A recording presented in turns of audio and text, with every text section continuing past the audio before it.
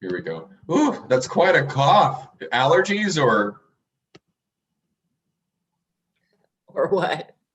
I don't know. I mean, I'm just saying, I'm just like anything else. I mean, are you feeling under the weather? A little early for that. Shh, quiet, Stephen. All right, here we go. All right, now we are YouTube live. Thank you for your patience. Okay, so for today, my intention is that I wanted to at least do more of a Q&A section. I really want to be able to address what you feel is pertinent. Because again, like just thinking off the top of my head, I want to make sure that you know how to spin the current market situation for both buyers and sellers, right? With the market softening. What does that exactly mean? What are the leading indicators that the market's starting to soften? How does that affect your buyers? How does that affect your sellers? That will eventually lead into essentially the correction of the market is what I mean by softening. So is it going to drop? Is it going to crash? No. But is it stabilizing? Yes. Is it shifting? Yes. One of the things that I love talking about so much in a shifting market is that regardless of which direction it shifts towards, there's always going to be some agents that fall out of the business. I know that doesn't sound fair, but it's the people that are able to lean in and push through that are able to have the most success during a shifting market. So first and foremost, I want to give you all like kudos for sticking this through, because anybody that got into real estate, and I'll just kind of give a quick little shout out, like with the Lee Home team, literally majority of their members, all right, so at least Emily, Sarah, and Izzy all got into it like when we were on lockdown. So their experience of real estate was none other than cold calling, because they couldn't door knock, they couldn't do open houses or anything like that. So the biggest thing about a shift is that not only does the market shift, but your perspectives, your tactics, and your strategies need to shift as well. So again, I'm just using them as like a little example off the top of my head, is that getting into business at the height of COVID quarantine, they were still able to accomplish their own individual goals. It didn't look pretty in the sense that they didn't enjoy. Okay, I'll just speak on their behalf. I don't think that anybody enjoys cold calling. They like the results, but they don't actually enjoy the process of cold calling. But still at that same point in time, now that we have more capabilities to do more things, so people that have entered the real estate market right after quarantine, or maybe that have seen this time and time again, right? So Vinny's seen the market shift at least a couple times before. He's been able to sustain. Same thing with Alicia. She's seen the market shift a few times. So it's like, you have different people that have experienced shifts in different ways. So if you're on this call and you're not already drinking, congratulations, you've made it through your first shift, or you're working through your first shift. Great job. And even if you are sipping on the bottle this early this morning, no judgment, but seek help. So that being said, let's open this up a few times. Let's open this up. If someone were to say, I hear the market's shifting, how would you interpret that and how would you explain it? Let's say for a seller. No, in general, you know what? I'm going to keep it generalized. If someone says, hey, I heard the market's shifting, what does that mean? I would answer them with a question and ask them like what it means. Like, what if they heard? Or like, what does a market shift mean in their eyes? Yep. I love that, Sarah. So why would you, so great point. Why would you first articulate by saying, oh, well, what has you interested? What's the importance of doing that? Just to figure out more of like kind of the background as to, I guess, why they're bringing it up. Because is it because they think there's not going to be as many eyes on their property? Do they think they're not going to get as much for their property now that the market's shifting? Like, I want to know like what their intention for bringing that up would be. Yep. Sarah, I love that you brought that up, because how many of us, and I will raise my hand, I was ready to go into an explanation of what the shifting market means. I was ready. I was ready. But Sarah, you're the one that got me back on track by being like, yeah, but well, what specifically about the shifting market are you interested in? This is no different than a person saying, well, I'm thinking about selling, what's the market like? And instead of being like, oh, it's super hot, oh, you got to do this, right? Leading right into it, just being like, oh, well, there's Buying, selling, or investing. Exactly. It's like, well, tell me what has you interested, right? And knowing a little bit more. So if you can understand, and this is just a great life lesson, this is outside of real estate, y'all, all right? Whether it comes down from a relationship, friendship, whatever have you, when you gain the perspective and you gain the intention behind a person asking a question first and foremost, you're already tuning in your listening skills and your comprehension and your ability to communicate, right? Because going back to what we've been talking about forever, confirmation bias, a person will have a belief and they will seek out evidence to support that belief, right? So if a person is constantly, and this is all of us, if everybody at any given time has a belief and they seek out evidence to support that belief, that's their main objective. That's human nature, okay? Both sides of the perspective of the spectrum, okay? I use the simple examples of politics, not to get into politics, but people that have more of the conservative Republican beliefs favor certain news networks versus those that are more liberal, democratic, that prefer other news sources. Why? Because those individual news sources provide information that confirms their bias, okay? Not right or wrong. Everybody's entitled to their opinion. Just know that those opinions are formulated by gathering the information. So when we're talking about a shifting market and people saying, well, what does that mean? Oh, I heard the market shifting. How does this affect me? It is crucial to be able to say, well, what has you curious to know? What specifically are you curious to know more about? Same thing with you're at an open house. Oh, Rob, tell me about this property. What would you like to know specifically? Right? Oh, Vinny, well, I heard that now is not the right time to purchase, rather than trying to convince them, just be like, okay, well, what has you curious to purchase in the first place, right? You have to know what evidence are they seeking. That's how you can communicate with people. That's your mind-blowing moment right there. Vinny, real estate jujitsu. Exactly. If you know what information they're seeking, you know how to cater your information. You know how to cater your communication. That's the number one lesson of persuasion. You got to understand where your opponent or where that other person is. You have to think like they're thinking. The only way that you do that is by asking questions. What has you curious about the shift? Well, because I'm a seller, and so let's continue this down this path, okay?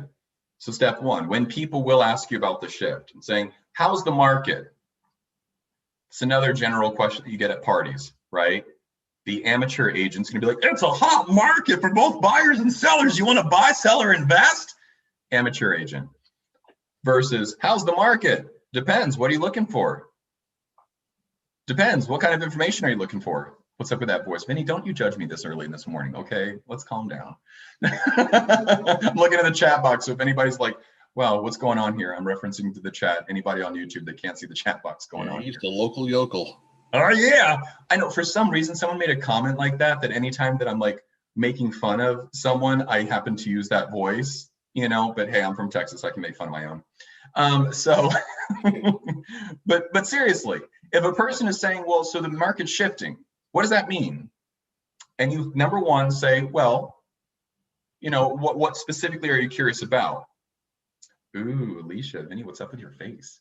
And the person says, and you reply back, well, what has you curious about the shift? And they then go down. Let's say that it's a seller. Well, I wanted to put my home on the market because of COVID. We wanted to downsize, but basically now I'm hearing that the market's starting to slow down and, there's less people out there looking to purchase. So I don't know if now is the right time to sell. How do you pivot?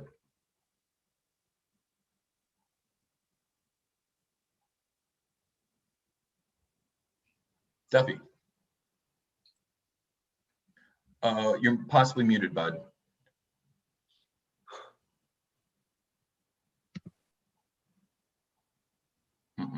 I'm trying to read your list, but I can't. Okay, I think I'm reading between the lines. So maybe, yeah, if you want to type in the chat box or try to reset, it might be something on your own, your internal microphone that might be muted, because it looks like you're unmuted on Zoom. So definitely I'm going to pass real quick. But so Rob, I saw you unmute yourself. So for a seller that's concerned, right, about less buyers being out there. Well, you're worried that you won't get the price you're looking for. Okay, what technique is that? Just to reframe, basically, what was that Rob just did? He did a reframe. That's it. That's exactly it. He reframed it, right? So it's not about, I don't have enough buyers. It's, what was it again, Rob? Are you worried about not getting the price you're looking for? That's it. You know, hey, I get that you're concerned about the buyers, but is it really because you're concerned that you're not going to get the price you want for your property? Well, yeah, that's what it comes down to, right? Paul, I love that. You know, you can also say, well, how would you know unless you go on the market with an attractive price? You know, those are, and what Paul just offered there was the solution, right? What Rob is offering is gathering more information, right? He's reframing it. Well, is that because you're concerned you're not going to get the price you're looking for? Well, yeah. So explain that to me. How can a person still get their price with less buyers out there? Maybe less bidding wars. How can a person still get their price?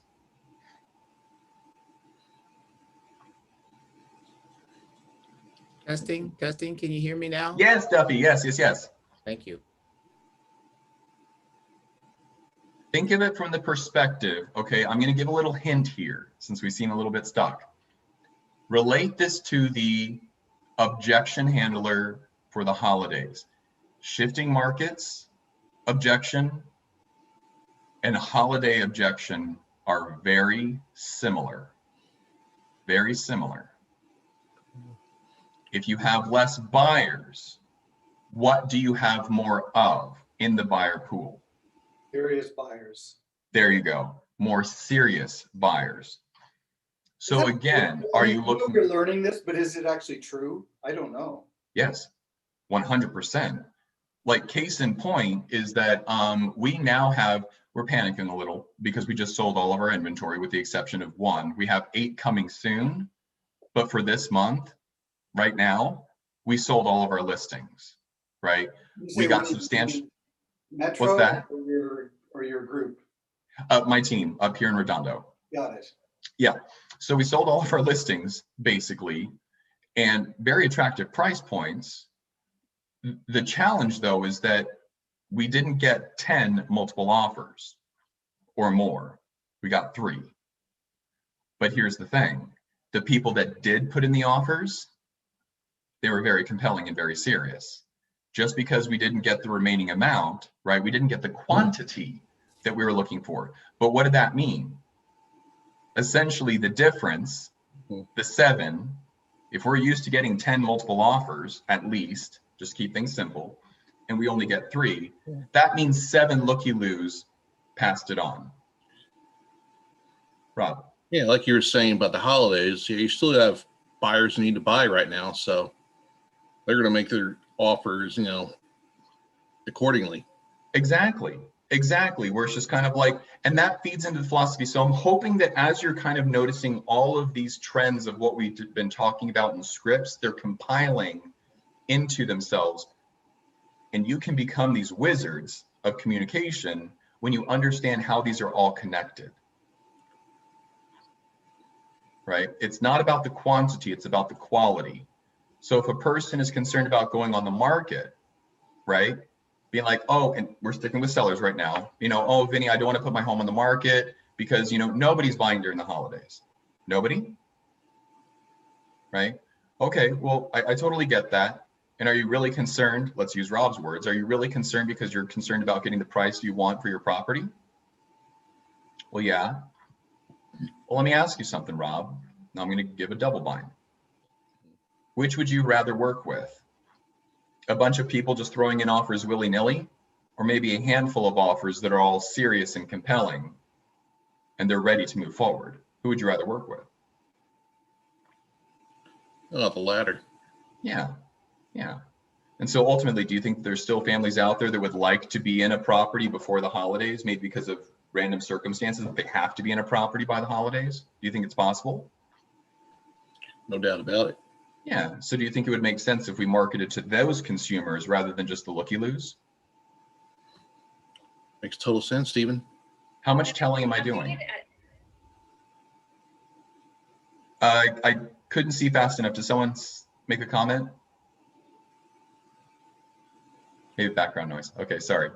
So how much telling did I do? None. Right, but walk me through that, Rob. Like essentially, what was I doing? Like in your own mind, when I'm asking you those questions, what happened? Well, for me, it's like, this little bit of self-discovery, and like you said, he didn't tell me anything. I figured it out my own from what you asked me. That's it. That's it, right? And it all started out with that one reframe. I can talk every day, all day about you getting the price point that you want for your property. That then folds into what Paul said earlier. How else will you know until we put it on the market to see how attractive it is? I'm going to give Paul kudos here real quick because he actually responded to one of my posts. So I had commented, right? And he basically said the best case, worst case scenario in regards to which would you prefer, more offers or less? And he's saying best case, you get the offer price you want. Worst case is at least you know how attractive your home is on the market, right? When you're positioning it from that standpoint of a person speculating is now the right time to sell, you're reframing it into it's not a matter of the timing of the sale, it's about getting the offers you want. That's how you can communicate and going further into it by saying, well, which would you rather have? A bunch of looky-loos and willy-nilly buyers, or the super serious and competitive buyers? Which would you prefer? Serious competitive ones. Would it make sense then to market to that category of people? Yes. Okay. And then you can go into your strategy about how we can do this, pricing it competitively, use the competition in our favor, right? By pricing it competitively and closing out with that best case scenario, you get the offers that you want. The worst case scenario is we at least get feedback on the techniques that we try, allowing us time to pivot. How does that sound? You take away the pain associated with moving forward. That's the importance of it. So let's take 2 steps back. A person says, I heard the market's shifting. I don't know if I should move forward. You reframe it you just simply ask, right? So what specifically are you curious to know about the shift? Now let's say it's a buyer. And a buyer's concerned about the shifting market. I don't know why they would be. But let's just say, for an example, that maybe someone's concerned because they're just burnt out. How do we reframe that? I feel like it would be less of like a concern about being burnt out and more of them thinking that they wouldn't have to have as competitive an offer because things are slowing, which is like kind of what I'm dealing with at the moment. So please teach me how to. Well, that's what we're all here for. No, but you're absolutely right, Sarah, is that right now, pro tip, we're getting a lot of traction by going through all of our old leads and just saying, and here's your simple script. I'm telling you, we're getting leads, and appointments just from this simple script. Go back to all of the past leads. If you ever ran a Facebook ad through command, highly encouraged. If you ever did an open house and you forgot, whoopsie, to connect with those people, reconnect. I know each one of y'all have some open houses that you probably haven't followed up with everybody in a while. Okay. Find people that have raised their hands and go back and simply use this script. Hey, Duffy, it's Stephen with Keller Williams. You expressed interest in real estate not too long ago. I'm just checking in to see where you are in that process. I've got everything in order right now, and I think I should be ready shortly because all my financing and my job situation is coming together after COVID. Beautiful. Excellent. So remind me again, what was your intention to purchase? I'm looking for a 4-plex. I can live in one and rent the other 3 out. Love it. Smart and very wise investment. And any particular area that you wanted to target or like cap rates that you're looking for? I'm looking for something a little distance from the beach where I can Yeah. get access at least 5 or 6 blocks from the beach, my Oh. price range. Got it. Okay, in that price range. So why the proximity to the beach? Why is that important in regards to this purchase? I kind of like surfing. I like to do activities, and the people that I want to be the Airbnb host for are Mhm. beach people. Beautiful. Okay, excellent. I love that. I love that. Well, I'm just curious, would it be helpful if we were to strategize and collaborate so we have a game plan so you're ready when that time comes? Yeah, well, if you could recommend a lender, I'd like to work with them and see where I qualify so we know what I'm going to be able to buy. Absolutely, 100%. We can talk about that further. And so in regards to our meeting as well, and then you go in for the appointment. So why is it, Duffy, that when you said, oh, I've got all my finances in order, that I didn't jump to the conclusion and be like, oh, let's go ahead and meet? Why do you think I skipped that and I took one step back to say, hold on, tell me a little bit about. Well, I like the way you wanted to connect with my personality and see what character Mhm. my You're- approach was. You're qualifying him too. Exactly. It's just kind of like, oh, fantastic. Well, what again, and remind me again, what was the motivation behind this in the first place? Yeah, you Because wanted to meet again, my need, right? that's it. Because, and not only that, yes, from a true, authentic perspective, yes, I want to connect with you. The influencer in me is thinking, I need to know, and I want his motivation to be top of mind. Remember how we're talking about emotional proximity? The concept, if we don't remember what that is, but emotional proximity, the concept of emotional proximity is that if a person's drowning in the water, okay, they're going to grab onto anything that's floating, whether that be a headboard, Titanic, a life jacket, someone else. It's just like whatever they're going to do when they're panicking, they're going to grab onto whatever can have them survive, right? That's emotional proximity. You're going to go for the closest thing. You don't necessarily care about doing your due diligence. Hence the reason for the script. In a weak moment, people choose weak agents, right? This is the reason why that you're always talking about a game plan, because in weak moments, people pick weak agents. One of the agents here, unfortunately, had the mishap of taking the client's word for granted when they kept on saying, I'm holding off, I'm holding off, I'm holding off. He was following up every other week, just followed up yesterday, and she says, actually, we're in escrow. So he was pissed off. I get it, right? But I simply asked, and I said, yeah, but tell me about how many times you asked for the appointment to come up with a game plan. He just crossed his arms and he said, I didn't. I said, lesson learned? Lesson learned. Duffy. Stephen, I've had conversation with people casually, and until I get right to the end and they say, well, I have to be honest with you, I already have an agent, and they're Mhm. talking to you to gather information so they can get their strategies. How do you unveil that? Or do you just talk to them until they tell you, or sometimes they can deceive you? You ask if they're working Yeah. with somebody. It's well, and even still, I've never asked, are you working with an agent, because it makes it so easy for a person to say yes and lie to me. Instead, right, in regards to this game plan, who do you trust with your real estate needs? Right. So in regards to the sale of your property, while considering the sale of your property, who would you trust to help you out with your real estate needs?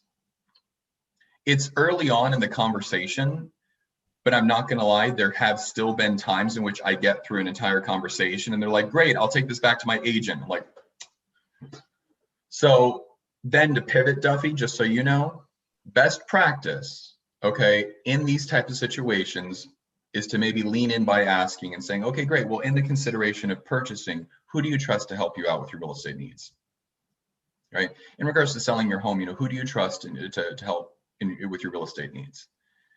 Thank you. If we forgot that, if we don't, then basically we pivot back to saying, okay, Duffy, oh, fantastic. Okay, excellent. So it sounds like you've got some options, right? So that being said, if you were to get an important diagnosis from a doctor, is it almost expected for you to get a second opinion? Sometimes. Yeah. Do you think that with an important decision, such as the largest investment that you're making here, that it would behoove you to get at least a second opinion? Yeah, I believe that's why a lot of people ask me what I think about doing this and what area do I like and stuff like that.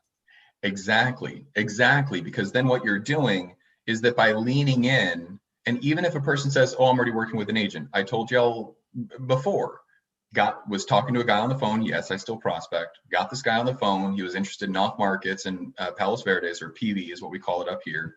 Gorgeous area, average price point around 2 million, right? And he was just like, "Well, hey, Stephen, full disclosure, I'm working with an agent." I said, "Oh, fantastic. I may know them. What's their name?" "Oh, it's this person with Keller Williams." I'm like, right? It's competition. But I kept on pushing forward and saying, "Okay, well, fair enough. Hey," and what I used was exactly what I shared with Duffy. "Well, if you were to get an important diagnosis from the doctor, is it almost expected for you to get a second opinion?" "Well, yeah." "Well, this is just like that.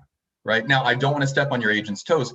Did you sign anything saying that you're working exclusively with them, meaning you can't work with anybody else?" "No, I didn't sign anything." "Great. So then it's almost expected for you to seek out a second opinion. Why don't you hear us out?"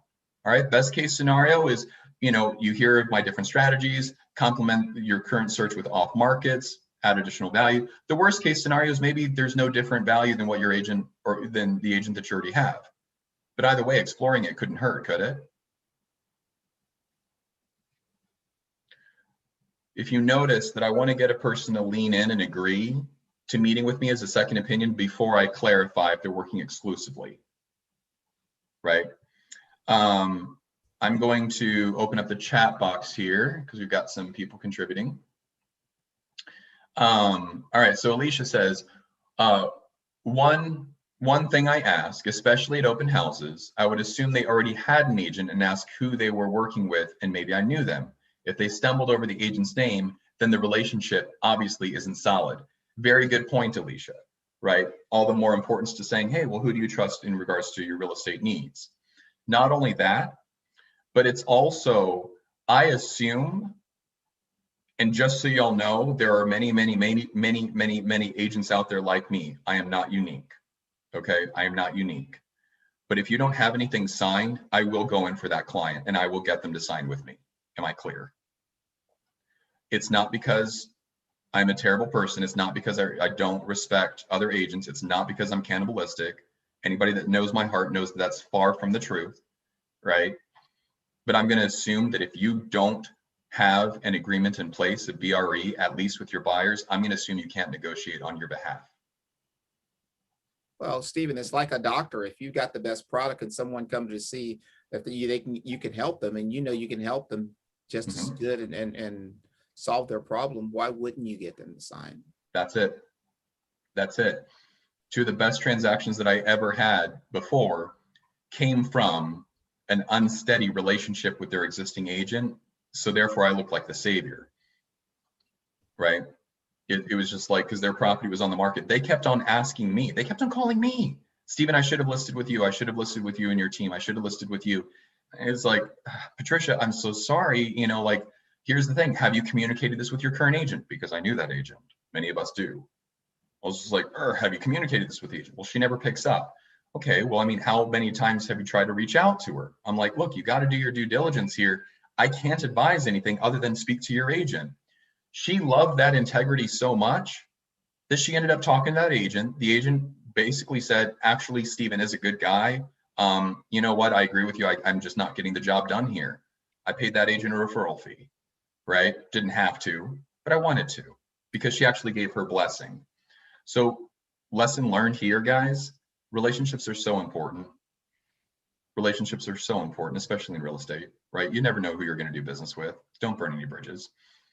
But I keep on coming back here to the shifting market, right? As y'all, just again, if you're just now popping on, this is meant to be a free-flowing conversation today, kind of Q&A, kind of like situational, but I also want y'all to get the nuggets in regards to scripting for a shifting market, right? So for a buyer, why would a buyer be at least interested and or concerned about the shifting market? Sarah nailed one, which was they're going to think that they can put in less competitive offers because the market's shifting. We can talk about combating that. The other is, well, if it's shifting, why don't I just wait further, and these foreclosures will be coming and when eviction notices start coming, they're gonna be selling their property, there'll be more on the market, makes more sense then. Why is it that we knew that the best time to sell was 3 to 6 months ago? How do we know? Because it already happened. Exactly. Because it's in the past. Hindsight's the reason. 2020. Hindsight is 2020. And guess what? Now that we're shifting, now people are becoming savvy. And this is what I told you. Clients' perspectives are always 90 days behind the curve. Now sellers are hitting the market because it took them flipping 90 days to realize that it's in a hot market. It was. It's cooling. It's still hot. I'd say it's still sexy, but as like steamy hot as it was, starting to shift. So if anybody's working with buyers, this is good. This is good because yes, we're seeing more days on the market, less of a bidding war, not less bidding wars, but less of a bidding war.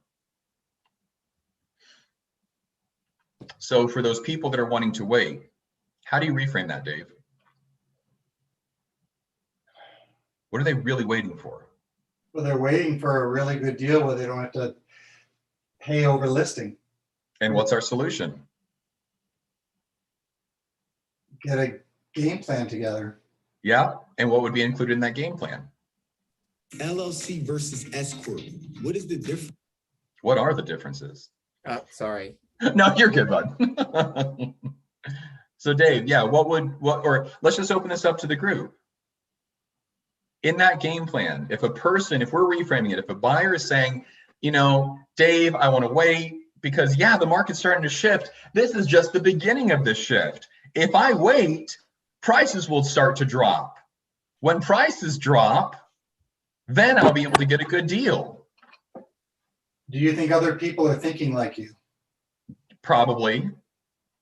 So all these people that are waiting, what do you think is going to happen to the market when all these people that are thinking like you and waiting and they decide to start buying? How do you think that's going to affect prices? Competition. Or how do you think that's going to affect your competition? Well, I suppose I wouldn't be in any better place than I am in now. And yeah, And then price and point. with that more competition, how would that affect prices? Well, I guess they wouldn't necessarily drop if that's the case. Uh-huh.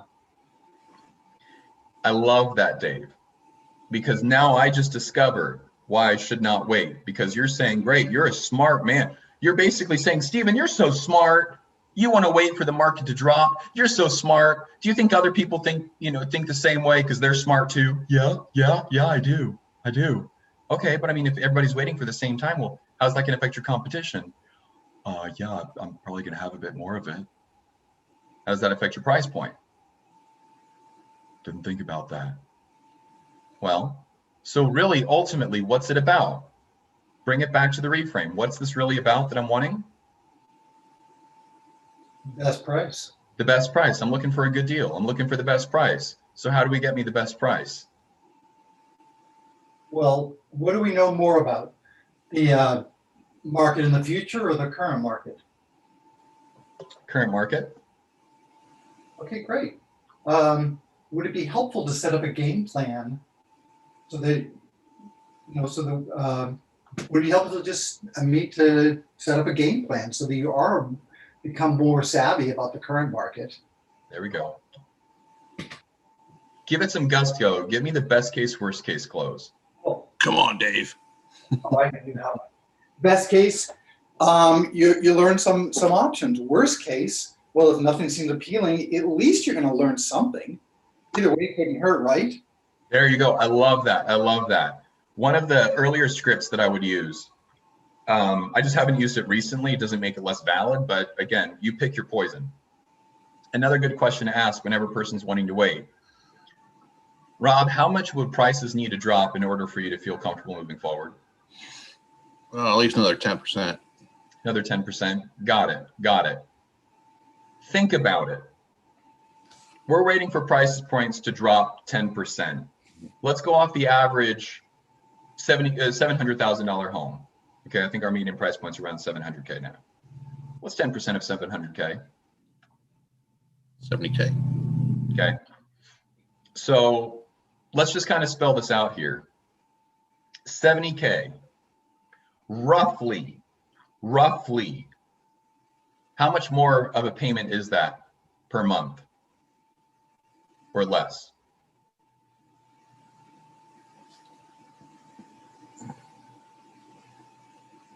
Oh my God, it was like $60 for every 10,000, was it? Mm-hmm. 350 probably. 420. So we're looking at around $400 difference, right? Is what we're really looking at. Up to that point, what are they paying in rent per month? How much of that money are they getting back? Nada. And you're waiting to save $400 a month, but in order to wait, you're going to continue spending a rental payment of $3,000, which you're never going to recuperate. I just want to make sure I'm understanding your concept here. See what I'm saying? To save You're that going to kind of spend to amount. save. Right. Additional questions. Are you going to be able to save faster than the rate of inflation? Right. These are all questions to simply ask to help facilitate your conversation moving forward. So those that are taking notes, write these down. Write these down because these are meant not to be an end-all be-all answer to these people's questions, but it's meant to facilitate movement, right? I want to wait. That's perfectly fine. Do you think that other people are waiting as well? So option one, do you think other people are waiting as well? How's that going to affect your competition? How's that going to affect your price point? So are you really saving money? Are you really going to get the better deal by waiting with the rest of the competition? Suppose not. Would you be curious to know how we can still get you the best deal possible in today's current market rather than, guessing of what's going to happen? Okay, so that's option one. Others wait too. How does that affect competition? How does that affect price point? Option two, another one that I favor. I totally respect that, Kevin, that you're wanting to hold off on this.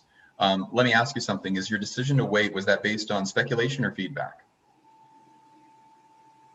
Feedback, got it. So help me understand. So this feedback that you're gathering on the market, how have you drawn that conclusion? Just talking to my other friends that's got some houses listed, been looking for houses. Got it. Okay, so we're starting to notice the market shifting. And so let me ask you something, Kevin. Third question. How much would the prices need to drop in order for you to feel like you're comfortable moving forward? Maybe like another 10, 15%-ish. Another 10, 15%-ish. Okay, got it. No. And that's very fair. That's very fair. And currently, help me out understand, like, what's your situation looking like right now where you're living? We rent, so it's just kind of want to get where we're building more equity, but at the same time, we've got to value what we can afford. Of course. So what I'm hearing is that it's really about getting you what you want and the price point that you're looking at. Is that correct? Exactly. Okay. Well, Kevin, what are your thoughts on this? What if we were to just strategize and collaborate about, the potential of moving forward? The best case scenario is that we come up with some solutions, maybe look at some off markets to where you can still get that deal that you're looking for without breaking your budget. The worst case scenario is maybe the information out there is not conducive and maybe it's confirming that now is not the right time to purchase. But either way, wouldn't you want to make an informed decision rather than one based on just speculation? Oh yeah, of course. Yeah, so what works for you? So again, that's my other close, right? Is that your best case scenario is you realize you have more options. The worst case scenario is maybe it confirms your speculation. Notice how I brought that in because you're like, oh, it's based on feedback. I'm like, no, it's speculation. You've just gathered evidence, right? Your feedback that you're gathering is not truth, right? It may be a consensus, but it's not fact. Do y'all know the difference? What was that, Rob? Yeah, I was to say consensus of fake news.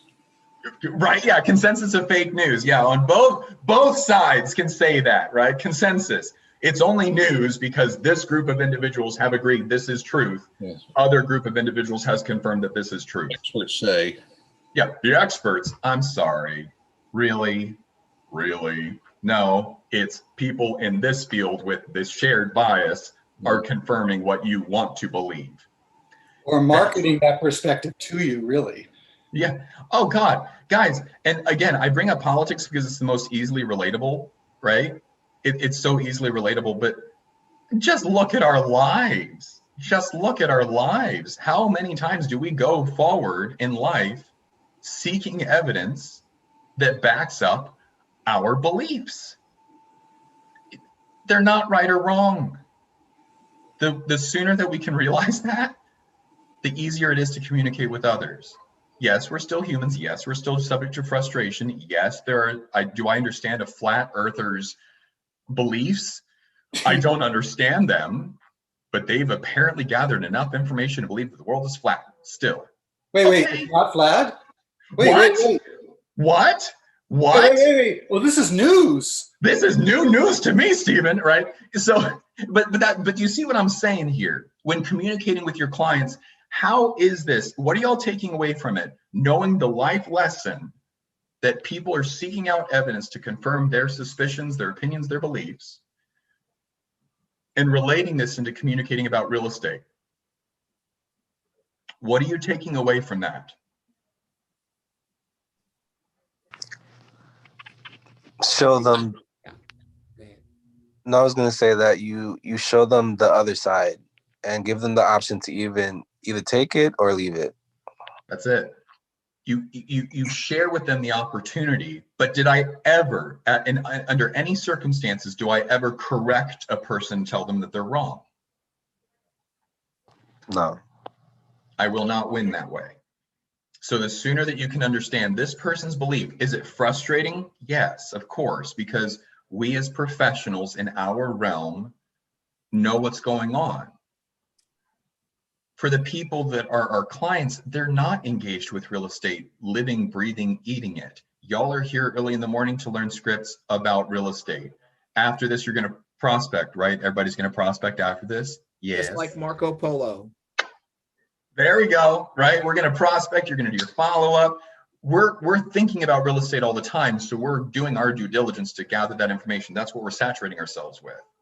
A person that heard from their dog walker's mother's aunt who once sold real estate back in 1987, right?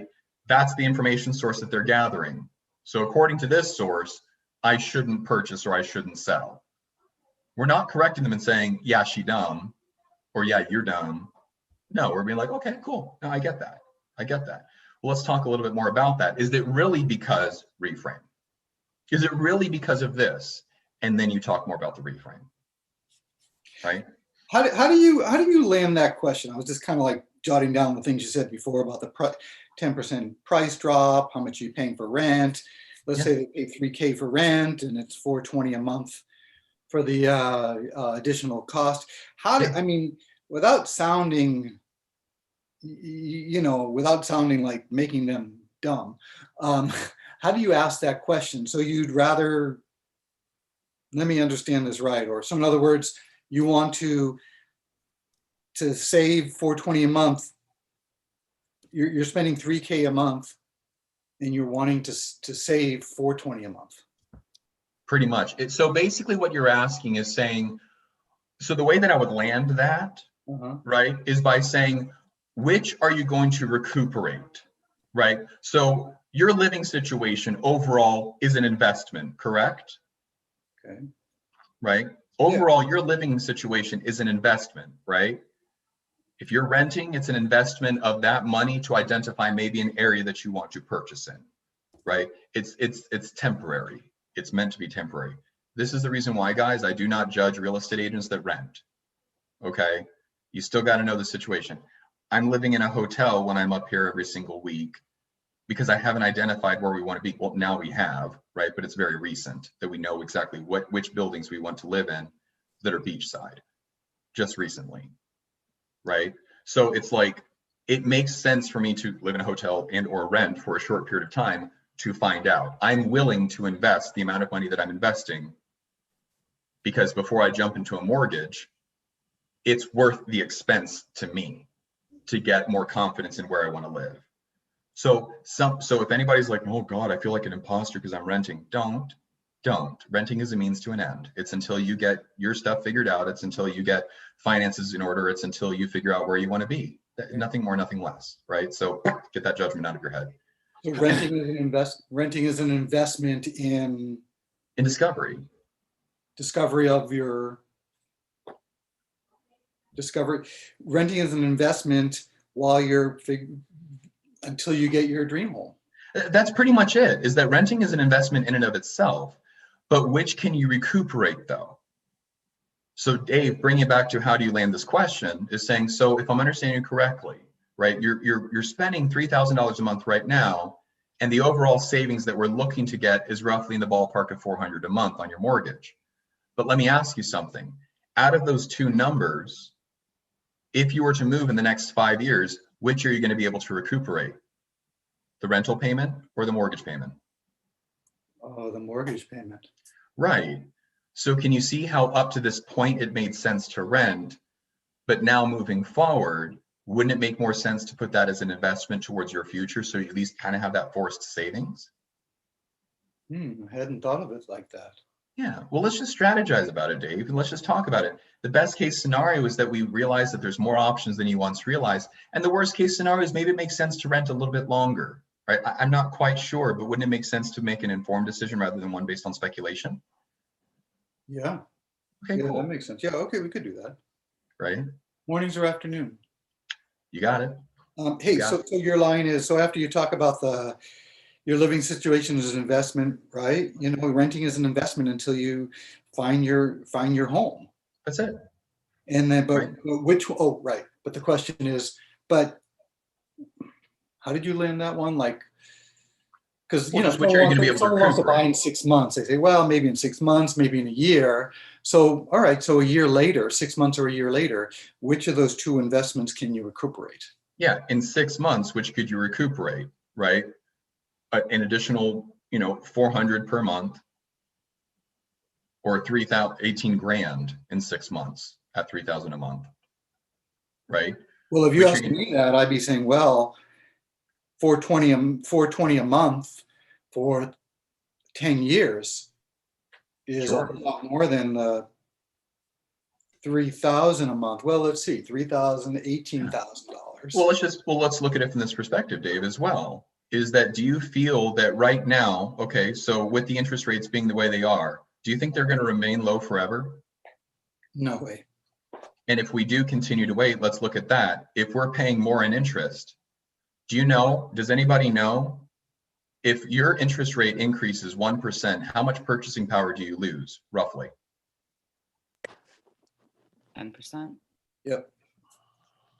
For every 1% increase in interest rates, you lose 10%. When the market starts to shift, the next thing that we're going to see, the first thing, mark my words, first thing what we were talking about probably about a month ago was saying we're going to see more days on the market. Guess what we're seeing? More days on market. Second thing we speculated, buyer fatigue, less offers, okay? Third thing that we're going to notice is starting to see an interest rate hike. It's still probably going to be low, but right now, if it's hovering around 4% is still technically low. But as it creeps up, just imagine that. Well, the Fed has already indicated that they are going to do an interest rate. They originally said like 225, and then I think it was like 2 weeks ago they came out and said something like by around, it was like 223, but yeah, it could be. But people hear it as a rate increase. Oh yeah, it's like, but that's the whole thing, is that, so if you think about it, by half a point increase, you lose 5% of your purchasing power. So can everybody agree that if someone's looking at a $1 million property, that $1 million property is different than a $900,000 property? So how fair is it? Not anymore. I mean, yeah, right. But it's like, but even still, if your tastes are catered to $1 million property, and now you're forced to look at something that's 900,000, how much animosity do you think a person would hold for that, for a circumstance beyond their control, right? They were once interested in this $1 million property, but because they waited, that same $1 million property, or sorry, they can afford, let's just say $4,000 a month. Okay, let me simplify this for you.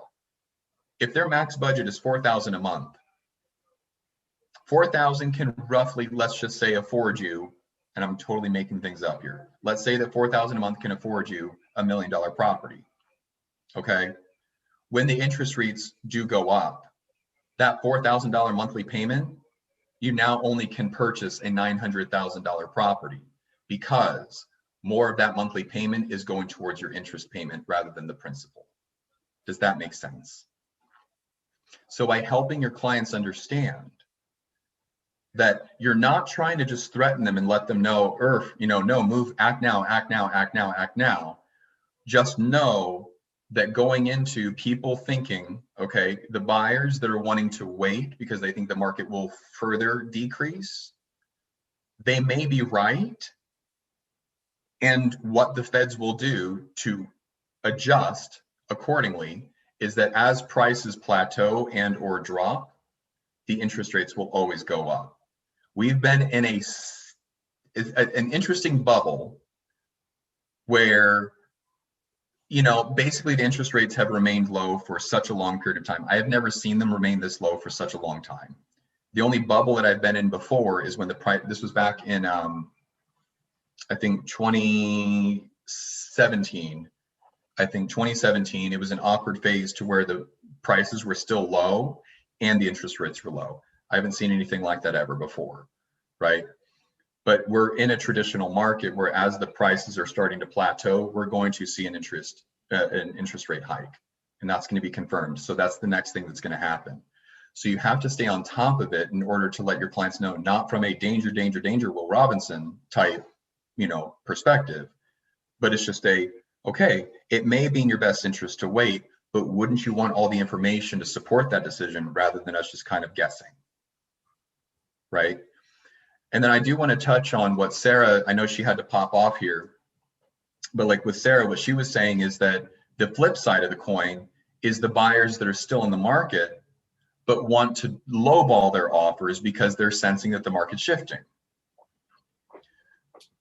Hint, we've already used the script. Additional hint, Dave was the one that used the script. Does anybody know? How would we handle that objection for a person saying, yeah, no, well, Krista, I do want to move forward, but I don't know if I want to offer $50,000 over asking price. I hear the market's shifting, maybe let's just offer at asking price. Okay. What are the questions that you ask to rebuttal that? Does anybody know? Could this be the same as last week with the bun? Say that again, Jeremy? Could this be the same as last week where you just do the hamburger bun thing? So walk me through that. So what was the beginning of that again? Start from the beginning. You tell me. You tell me. The sandwich okay, was. So you want to go at listing price. Yes. All right. So just to get an idea, why do you want to put an offer on this house compared to everything else we've seen? Well, because this one, marks all the boxes that I want. It's perfect. It's got the bedrooms that I want. It's got the gorgeous landscape backyard. It really is what we've been looking for. Okay. So what are you looking forward to most if you see yourself 6 months in the future in this house? Probably the convenience of the proximity to work, and with this heat wave, being able to jump into my pool after a long day of work. Nice. It doesn't sound bad. So when it comes to like the timeline of you seeing that lifestyle, where do you see it happening? How soon? I mean, as quickly as possible. I just want to get out of my rental. I feel that. Yeah, same. So would you say you'd be upset if you put in an offer at listing price and then somebody came in, let's say 50,000 above, just like everybody else maybe, or whatever it is? Would you be upset that you lost the opportunity for this property? Well, yeah, because I know that I could probably beat their price. Okay, so is it fair to say that you probably want to bring the right price up so you don't lose the opportunity? Fair enough, but I'm concerned about overpaying. That's fair. Well, what would be an overpaying to you? How much Okay. would that look like? Don't know. I just don't want to pay more than what the property's worth. So if you went at listing and somebody came in at, let's say, 20,000 above, which is about $120 a month, would that make you upset that you lost this opportunity for $120 a month? That kind of pissed me off, yeah. Okay, so where would you like to put in an offer for? I love that, Jeremy. Now, do you see the reason why I said walk me through that? It's Yeah. powerful. It's powerful because, yeah, basically what Jeremy's doing is that when we're talking about the hamburger bun, right, he's saying, well, how much would you feel comfortable making an offer on, right? What, you know, why is this property so unique? Okay, why is this property so unique to you? Okay, then continuing on by saying, so what's your time frame to actually enjoy these things? What you're doing in that moment, psychologically speaking, is you're creating dissonance.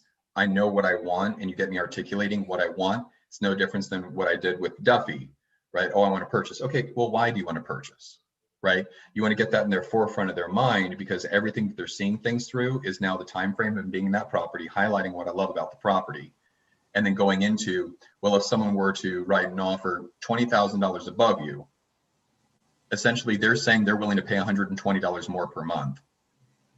Would you be pretty upset about that? All right, so we're going to the positive time frame, putting some pain.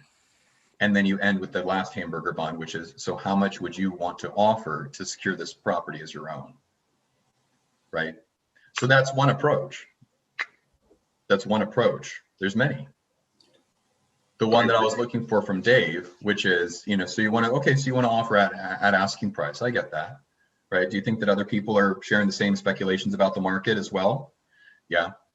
If everybody's sharing the same opinion and they're all offering at asking price, what does that mean for your competition? Well, this. Okay, so with that kind of increased competition, who's going to win the property? If everybody's offering around the same, right? And I love that, Rob, where it's just kind of like, cool, you know, I get that you're wanting to offer at asking prices because you're concerned about overpaying. Well, yeah, that's what it's about. Just for the sake of time, I'll just kind of talk y'all through this next part, which is, if a person is concerned about overpaying, it's a fallacy to overpay in the state of California in real estate. Why is that? Appreciation. That's it. It's huge appreciation, We're right? typically in the seller's market. Mm-hmm.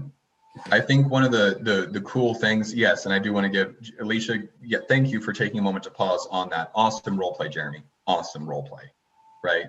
That is solid. Thanks, friends. Yeah, well, thank you for listening and then going in, right? In San Diego, it's the sunshine tax, right, Kevin?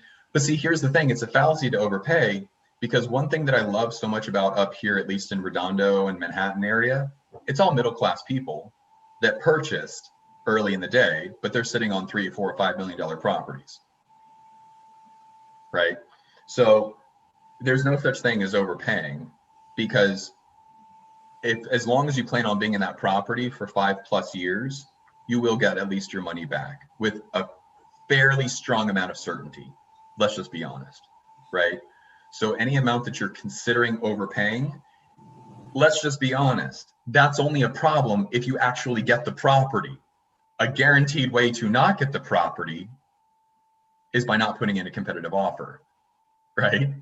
There's no way to secure that investment unless we're in this property. So if a person's having a hard time saying, oh God, but I'm really going to pay $120 more per month than I expected, potentially, yes. And which would give you more opportunity to regain? You continuing to rent, or spending that additional, investing that additional $120 a month to regain that money back once you decide to move, if you ever decided to sell? Which is more of a secure investment, right? Was this helpful to have kind of this free-flowing conversation in regards to the shifting market and what it means for both buyers and sellers? Was this helpful? Extremely. Thank you. Cool, awesome. So thank y'all for being here. Tomorrow, what we'll do is we'll revisit this again, and let's do a little bit more digging in deeper into like these situations, some objections and whatnot. So again, the shifting market, be prepared. More days on the market, less offers coming through. The next thing to look out for is the interest rates. Okay, So thank you all for being here. I will see y'all bright and early tomorrow. See ya.